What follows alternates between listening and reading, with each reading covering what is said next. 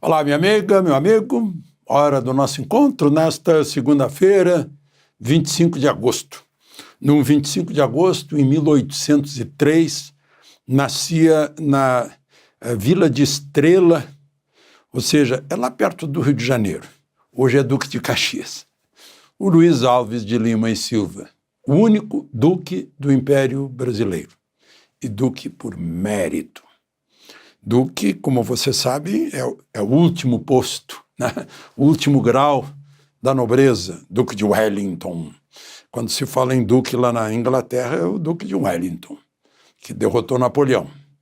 Aqui é o Duque de Caxias, que liderou, mas liderou mesmo, foi à frente quando ele viu que os soldados estavam meio hesitantes na travessia do Itororó. E aí de lá ele partiu para Dezembrada. Chegou até Assunção. Foi à frente, com 65 anos. Espada em riste. Sigam-me os que forem brasileiros. Aí apelou para o brio de todo mundo. E os que estavam em roda dele acabaram morrendo no fogo da artilharia, da fuzilaria paraguaia. Mas ele não foi só um soldado, não, embora por causa dele seja desde 1925 o 25 de agosto, o Dia do Soldado. Ele foi um estadista também, ele foi chefe do governo brasileiro várias vezes a pedido do imperador. Ele foi presidente de províncias, Maranhão, vice-presidente de São Paulo, presidente do Rio Grande do Sul, pacificou os farrapos, né? Foi a mais dura pacificação que ele teve, né? Mas participou das campanhas platinas, né, contra Rosas, meu Deus. E foi político também. Quando ele foi chamado para o Paraguai, disseram, você vai como conservador, vai como liberal? Ele disse, não, a minha espada não tem partido. Ele, como político, estadista, teve partido, mas a espada não. Duque de Caxias, Luiz Alves de Lima e Silva. Morreu com 76, 77 anos. Já estava na chefia de governo e pediu para sair. Assim como lá no Paraguai, quando ele viu que estava decidido, ele pediu para voltar porque estava doente. Bom, mas 25 de agosto também foi num dia do soldado, presidente da República em 1961, ele tinha sido eleito, inclusive com o meu voto, em 3 de outubro do ano anterior, 1960. Assumiu, durou 7 meses. Jânio Quadros. Saiu da parada do Dia do Soldado e mandou entregar no Congresso uma carta de renúncia à presidência da República.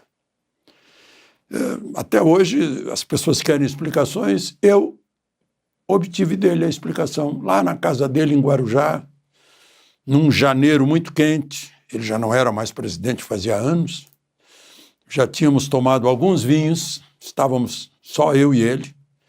E perguntei, presidente, que erros que o senhor acha que cometeu, que se não os tivesse cometido, não teria renunciado? Aí ele respondeu, eu procurei irritar os Estados Unidos, condecorando Che Guevara. Eu dei as costas para o Congresso, pensei que pudesse governar só com os meus eleitores. Não tinha relações com os donos dos grandes jornais. Quando eu vi, estava só. Não tinha mais saída se não renunciar.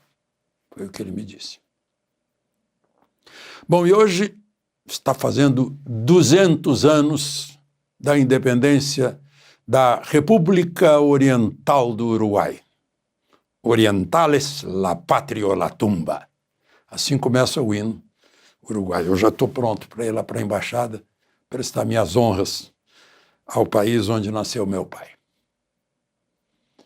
Lembre-se de se inscrever e, ao final, de deixar o gostei ou não gostei.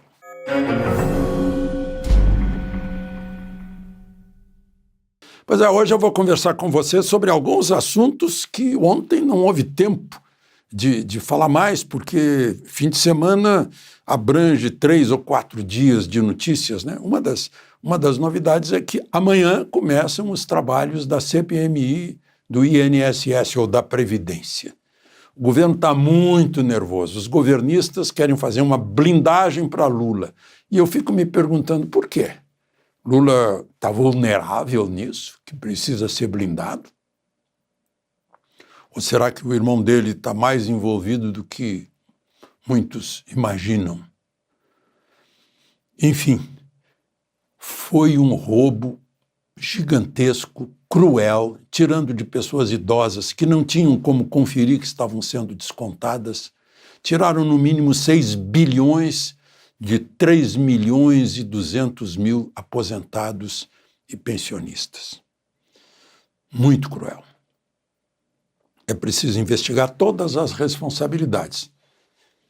Quem deixou passar, quem fingiu não ver, quem sabia que estava acontecendo e ficou quieto, todas as omissões e participações ativas e passivas desse que eu acho que é um dos maiores escândalos do planeta, tendo em vista as vítimas, a condição das vítimas e o montante que foi desviado. Bom, eu vi o André Nunes se notabilizou por uma entrevista lá na Oeste, agora na Gazeta. Ele é assessor jurídico do Tribunal de Justiça de Minas Gerais, analisando a Suprema Corte, que está na Berlinda, né? Esse artigo dele na Gazeta mostra que o Tribunal Constitucional Brasileiro, a Suprema Corte, o Supremo Tribunal Federal, né, é o oposto do que seria recomendável, né? É o que tem sido pregado e praticado pelo atual presidente, ministro Barroso, de ativismo judiciário, tribunal político, que aí substitui o legislativo. O legislativo é o tribunal político, é a arena política, é o lugar de fazer leis e não no Supremo. Por exemplo, discute-se a desproporcionalidade da pena de Débora, 14 anos. Não tem desproporcionalidade, a pena deveria ser 0. Numa manifestação de massa, alguém pichar uma estátua, eu diria que é normal numa democracia, principalmente se não destruiu a estátua, não tocou fogo como na de Borba Gato lá em São Paulo, né? As consequências, né? Eu soube hoje que a filha do Clesão está convidada para ir à Europa, prestar o testemunho dela por lá, para saber o que aconteceu com o pai dela, que estava doente. Houve pedidos, uma dezena talvez de pedidos, que foram ignorados. E ele morreu na prisão. É igual ao Magnitsky, que morreu na prisão russa, né? É um descaso com direitos fundamentais, uma vingança que não é justiça, né? Esse inquérito do Dias Toffoli, que dura 6 anos, que é uma aberração, né? Sem legitimidade do voto para legislar, e não há. É um problema institucional, porque não há o contrapeso que deveria existir por parte do Senado Federal. Aí eu recupero 2 discursos da Lide no Rio de Janeiro na sexta-feira. Primeiro discurso do ministro do Supremo, André Mendonça, em que ele diz que é preciso a respeito, autocontenção do Poder Judiciário para garantir o justo processo legal, as liberdades básicas, diz que o bom juiz não é pelo medo, e aí as pessoas aplaudiram, interromperam e aplaudiram. E que as decisões gerem paz social e não incertezas e insegurança. O objetivo da justiça é a paz social. É a pacificação de qualquer discussão de qualquer pacificação com punição de culpados, né, resolvendo problemas, no caso do Supremo, constitucionais. Aí, depois, veio o ministro Moraes, que disse que um judiciário vassalo que quer fazer acordo para resolver perturbações momentâneas não serve. Mas será que ele está revelando alguma tentativa de fazer acordo? Que tem que ser independente e corajoso. Eu me permitiria dar um pitaco. Judiciário não tem que ser corajoso, tem que ser o contrário. Tem que ser sereno. Judiciário é serenidade. Porque coragem é para combate.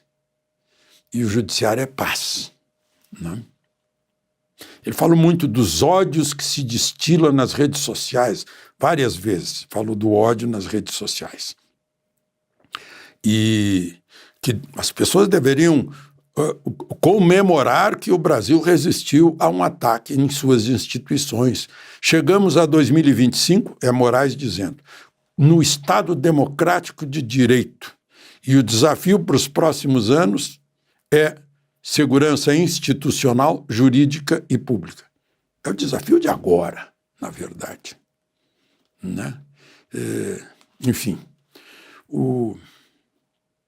para concluir rapidamente, o governo contratou 2 navios para fazer frente aos preços abusivos dos hotéis lá da COP30, hotéis de Belém. Eu estou vendo aqui os preços. Costa Diadema e MSC. Eles só fazem pagamento antecipado pelos 17 dias, dá direito a café da manhã e não tem reembolso. O preço mínimo é tudo em euro, mas transformando em real, o preço mínimo por esses 17 dias vai ser R$148 mil por pessoa. Tem café da manhã. E o preço máximo, numa suíte lá, R$630 mil pelos 17 dias. A China já reduziu para metade a delegação dela. Bom, agora tem lugar em hotel, né? Eu não sei se os pagadores de impostos no mundo que sustentam isso vão se unir ou não. De Brasília, Alexandre Garcia.